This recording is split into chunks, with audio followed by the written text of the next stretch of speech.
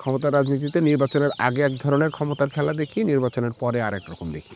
তো এই যে প্রতিবার ঘটে, এটার দায়টা কি আসলে শুধু ক্ষমতাবান যারা তাদের, নাকি আমরা যারা বারবার তাদেরকে ওখানে বসাই তাদের? না, অবশ্যই জনগণ দায়ী। কারণ আমি যদি জেনে শুনে এটা আমি আমার দেশের স্বার্থে, রাষ্ট্রের স্বার্থে আমি কাকে নিয়ে আসবো, সেটা যদি আমি জেনে বুঝে না দেই, আমি যদি মানে যেটা বলে যে আন্দাজে দিই, সেটা কিন্তু ওই যে অন্ধ ভুক্তভোগী, সমর্থন। অন্ধ সমর্থন যে আমরা ভুক্তভোগী, তাহলে কিন্তু আমি হব না। পুরা রাষ্ট্র বা একটা দেশ, একটা সমাজকে তারা ধ্বংসও করতে পারে। সেটার দায়ভার কিন্তু আমার উপর থাকবে। তারা আসলে ক্ষমতার আগে বা নির্বাচনের সময় ভালো ভালো ইশতেহার বললেও, জনতার কথা বললেও, পরবর্তীতে সময় আসলে তারা তাদের সেই জায়গায় থাকেন না। নির্বাচনের আগে নেতারা অনেক প্রতিশ্রুতি দেয়, দিবেই প্রতিশ্রুতি, নেতাদের কাজ হচ্ছে প্রতিশ্রুতি দেওয়া।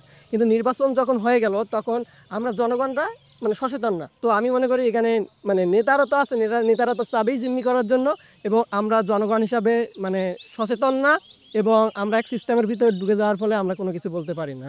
সুক্রোলোজ থেকে তৈরি স্কোয়ারের জিরো ক্যাল চিনিবাদ মিষ্টি স্বাদ। আসলে আমাদের জনগণদের ভিতরে যেই সমস্যাটা মূলত দেখা যায়, সেটা হচ্ছে আমরা জানি না যে আমাদের যারা জনপ্রতিনিধি আছেন তারা আসলে আমাদের জন্য এক্স্যাক্টলি কী করতে পারেন।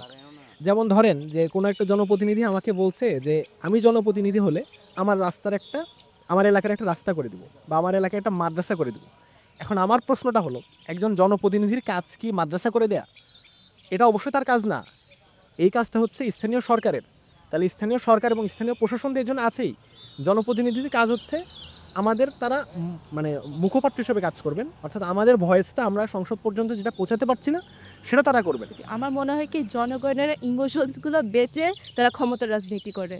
এটা আমার মনে হয় যেমন যে কোনো পলিটিশিয়ান নির্বাচনী প্রচারণায় আমি আমার এলাকায় এটা করব, আমি আমার মা বোনের জন্য এত এত এত উন্নয়ন করব, এই যে আবেগগুলো কিনে নিয়ে তারপরে তারা যখন ক্ষমতায় আসে তখন তারা ক্ষমতার রাজনীতি করে। তো এইবার নতুন ভোটার হিসেবে আপনারা যে ভোট দিতে যাবেন, আপনাদের প্রার্থীর পছন্দ কেমন থাকবে, আর পছন্দের প্রার্থী না থাকলে কি হবে? এই দুটো প্রশ্ন উত্তর এখন একটা দিয়ে।